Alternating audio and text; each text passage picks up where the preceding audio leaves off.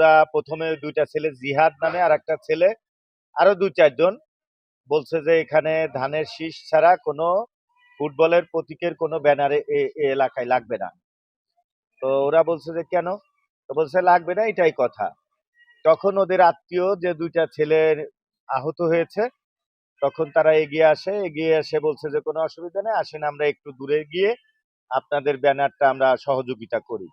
তো যখন ওরা যায় তখন ওদের উপরে ও মানে রাগান্বিত হয়ে উগরে আসে। তা বলতেছে তোমরা এরকম করতেছো কেন?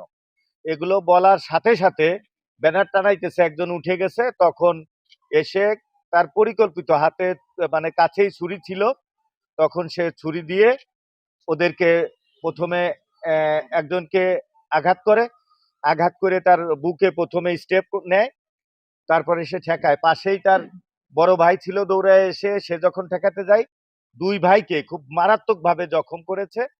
জখম করে এখন একজনের অবস্থা খুব আশঙ্কাজনক। পেটে যে আঘাতটা করেছে বা বুকেরটা মোটামুটি কম ডিপ হয়েছে, কিন্তু পেটেরটা একেবারে ভিতরে ঢুকে নাড়িটা এখন এইখানে আমি হসপিটালে আসলাম। ডক্টর বলেছেন যে এটা রুগী খুব আশঙ্কাজনক, ওনাকে ঢাকায় নিয়ে যাওয়ার জন্য। ইতিমধ্যে আমরা একজনকে, বড় ভাই যে পরে আসছিল ঠেকাতে, তাকে যেভাবে ইয়ে করেছে, ছোট জনের সাথে আমি কথা বললাম, সে খুব আতঙ্কিত, কারোর সাথে কথা বলতেও সে ভয় পাচ্ছে, মানে সঠিকভাবে বলতেও পারতেছে না।